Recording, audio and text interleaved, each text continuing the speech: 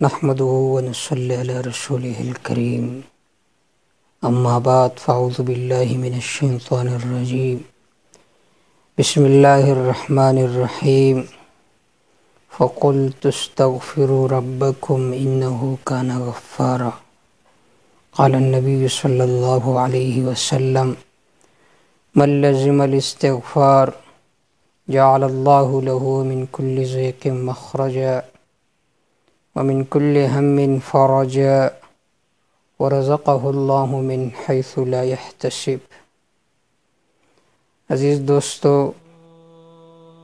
اس وقت میں سب سے زیادہ ضرورت امت کو ایک چیز کی ہے، وہ ہے استغفار کی کثرت، کہ ہم جتنا بھی اللہ کے دربار میں استغفار پڑھے تو یہ کم ہے۔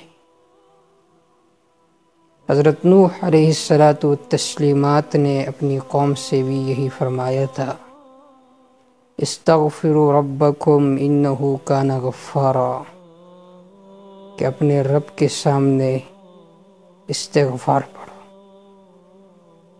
ہمارے ہاں استغفار اور توبے کا معنی ایک سمجھا جاتا ہے کہ گناہ سے توبہ کیا جائے، اسی کو استغفار و توبہ کہا جاتا ہے۔ لیکن علامہ آلوسی رحمہ اللہ فرماتے ہیں کہ توبہ استغفار میں فرق ہے۔ قرآن مجید میں اللہ رب العزت نے ایک مقام پر فرمایا استغفروا ربکم ثم توبوا الیہ، کہ استغفار پڑھو، پھر فرمایا ثم توبوا الیہ، اللہ رب العزت کی ذات کی طرف رجوع کرو۔ تو علامہ آلوسی رحمہ اللہ فرماتے ہیں کہ استغفار یہ ہے کہ آپ نے گناہ کیا، اس پر آپ توبہ استغفار کریں، اور توبہ یہ ہے کہ یہ عزم کرے کہ اللہ اس کے بعد میں گناہ نہیں کروں گا، آپ کی طرف رجوع کروں گا۔ تو توبہ استغفار کی بہت زیادہ ضرورت ہے۔ جناب رسول اللہ صلی اللہ علیہ وسلم نے فرمایا، جو آدمی استغفار پڑھتا رہتا ہے اسے کیا ملے گا؟ من لزم الاستغفار، یہاں پر لزوم بمعنی کثرت کے ہے، جو زیادہ پڑھتا رہتا ہے استغفار کو، کثرت سے پڑھتا ہے، چلتے پھرتے استغفار پڑھتا رہتا ہے، جعل اللہ لہ من کل ضیق مخرجا، اللہ رب العزت ہر تنگی سے اس کے لیے نکالنے کے راستے وہ ہموار کریں گے، نکالیں گے۔ ومن کل ضیق مخرجا، ہر تنگی سے نکلنے کے راستے اس کے لیے پیدا فرمائیں گے۔ ورزقہ اللہ من حیث لا یحتسب، اللہ اسے وہاں سے رزق دیں گے کہ اس کا وہم گمان بھی نہیں ہوگا۔ یہ استغفار کے فوائد، اور استغفار و توبہ یہ بہت زیادہ لازمی ہے۔ کیوں؟ جب آدمی گناہ کرتا ہے تو اس کا ایک وبال اور ایک مصیبت یہ ہے کہ آدمی کا دل یہ سیاہ ہو جاتا ہے۔ حضرت ابو ہریرہ رضی اللہ تعالیٰ عنہ فرماتے ہیں کہ جب آدمی گناہ کرتا ہے تو دل پر ایک سیاہ نقطہ لگ جاتا ہے، اگر توبہ کرتا ہے تو وہ سیاہ نقطہ مٹ جاتا ہے، اگر توبہ نہیں کرتا تو ایک اور نقطہ اس دل پر لگ جاتا ہے، یہاں تک کہ اس کا دل مکمل طور پر کالا ہو جاتا ہے۔ تو ایک سزا اور وبال گناہ کا یہ ہے کہ آدمی کا دل یہ کالا ہو جاتا ہے، اس میں ظلمتیں پیدا ہو جاتی ہے، تاریکی پیدا ہو جاتی ہے۔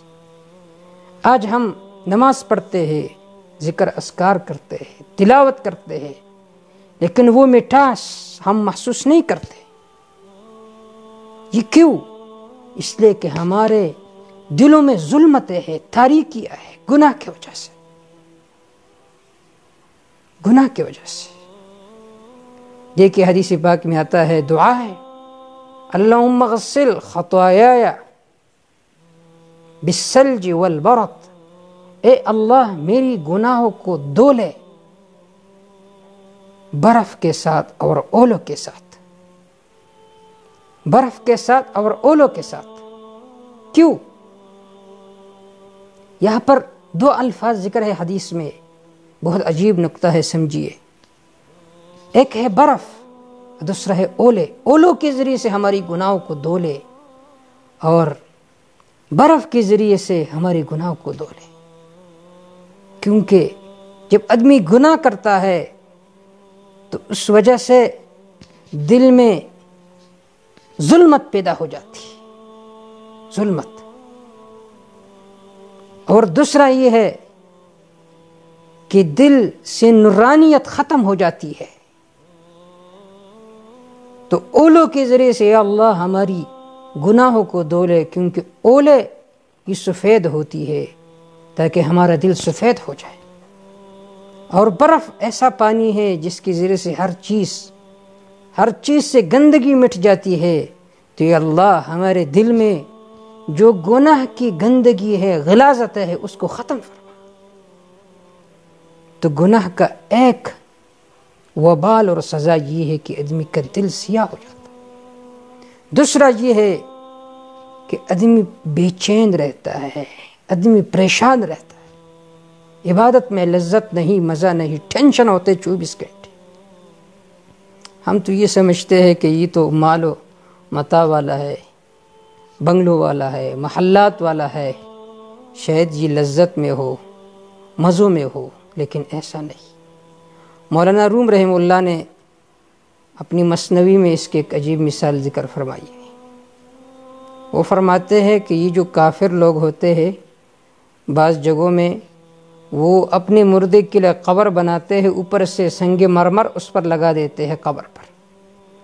تو آدمی یہ سمجھتا ہے کہ اتنی خوبصورت سنگ مرمر ہے، شاید اندر بھی یہ راحت پر ہو، لیکن اندر وہ راحت میں نہیں ہوتا، عذاب میں ہوتا ہے۔ اسی طرح بظاہر ہم مالدار کو دیکھتے ہیں جس کے دل میں اللہ کی محبت نہیں ہے، ہم سمجھتے ہیں شاید یہ عیش و عشرت میں ہے، شاید یہ چین و سکون میں ہے۔ حال یہ وہ چین و سکون میں نہیں ہوتا، بلکہ وہ بے چینی میں ہوتا ہے، وہ ٹینشن میں ہوتا ہے۔ کیونکہ سکون کا اصل سبب اللہ کی محبت ہے، اللہ کا ذکر ہے۔ تو جناب رسول اللہ صلی اللہ علیہ وسلم نے فرمایا کہ کثرت سے استغفار پڑھا کرو، اس کی وجہ سے ساری گناہ مٹ جائے گی۔ اللہ رب العزت ہم سب کو استغفار پڑھنے کی توفیق عطا فرمائے۔ دن میں کم از کم ہم 100 مرتبہ ضرور استغفار پڑھے۔ اللہ اعمال صالحہ کے ذریعے سے ہمارے دلوں کو مزین اور محلہ فرمائے، اور جو برے اعمال ہے اس سے ہمارے دلوں کو پاک فرمائے اور ہماری اصلاح فرمائے۔ وما توفیق الا باللہ، علیہ توکلت و الیہ انیب۔